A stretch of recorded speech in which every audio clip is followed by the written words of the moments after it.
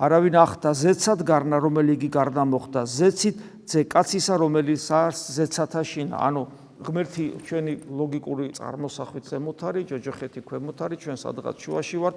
ეს ზემოთ, ქვემოთ, შუაში ეს პირობითი სიტყვებია, სივცითი კატეგორიები და გეომეტრიები ზემოთ, ქვემოთ ღმერთის ადგილსამყოფელს ვერ განსაზღვრავ. უბრალოდ ძველ აღთქმაში იყო ესეთი საუბარი და ძველ აღთქმაშივე იყო რომ დადგებად რომ როდესაც შენ არსად არ გექნება საძიებელი, არამედ შენ ძალიან გულთან ახლოს იპოვი. დაახლოებით ესეთი რამეა. და აი ეს ამ სიტყვების პერიფრაზირება ხდება აქ ზუსტად რომ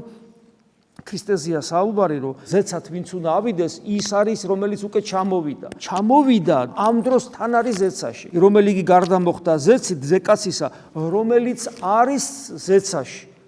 ანუ აქაც არის და იქაც არის ანუ მეანიშნა რომ ის ვინც არის ღმერთი ის ამ დროს შენთან არის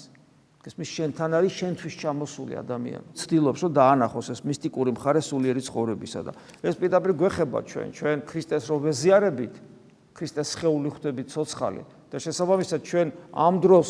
პოტენციაში ზეცაში ვიმყოფებით როგორც მე პავლე მოციქული ეფესელთა მიმართ ეპისტოლეში ამბობს